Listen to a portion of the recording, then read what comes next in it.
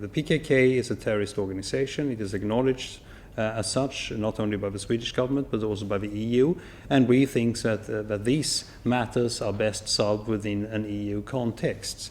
And this is also why I said that the memorandum and everything written into it should be fulfilled, but it has to be a process, and that process has to stand on a platform where we also look into how the EU is interpreting questions regarding terrorist organizations.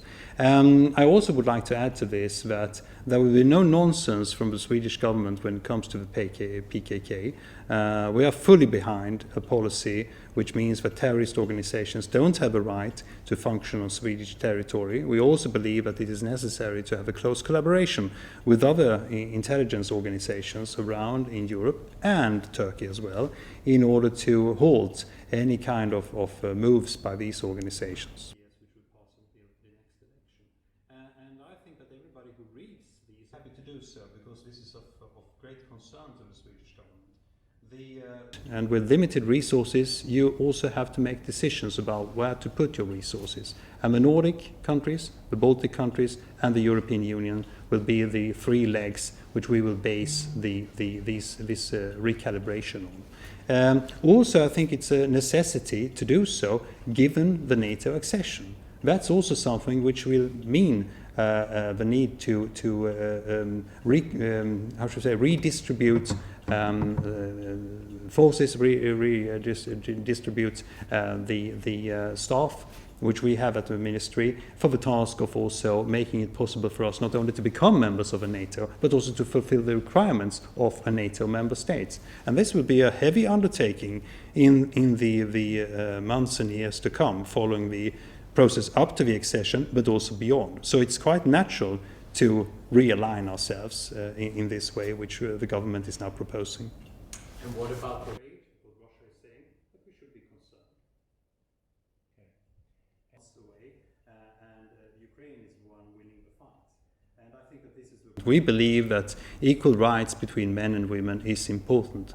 But to use the expression feminist foreign policy means that you sometimes divert the interest away from what is really important. You put more emphasis upon the label than about the actual content. And we think that this is in some way detrimental for the discussion about the need to bring forward the question about how to advance the rights of men and women, of equality between men and women in the world. Russian forces, and we are looking forward to have dialogue for some years to the better, in my mind, because I think you need to have a much more balanced. Russia is a desperate state, and its leadership is desperate. The Ukrainian successful counteroffensive against the Russian forces is something which has caused, of course, great unhappiness among the leadership of Russia, who thought that they could conquer and defeat Ukraine in just a few days, and here we are, several months away, and Ukraine is the one winning the fight. And I think that this is the reason why they are playing their hand as they do now. Having said this, I also think that we should take it very seriously, given what we know about how Russia behaves, that they try to spread unconcern and cause disturbance among the countries supporting Ukraine. We should be steadfast. We should not be afraid of what Russia is saying, but we should be concerned. The agencies interested about interpreting legislation, these are not problems.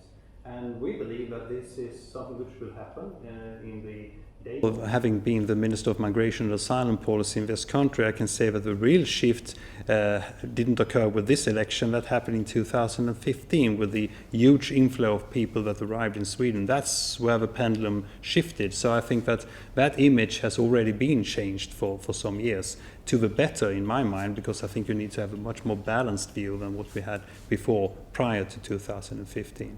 But the present government, which is now coming into power, bases its collaboration with the Sweden Democrats, and the Sweden Democrats with the three parties which are now in government, the Moderate Party, the Christian Democrats and the Liberals, upon the TIDA agreement.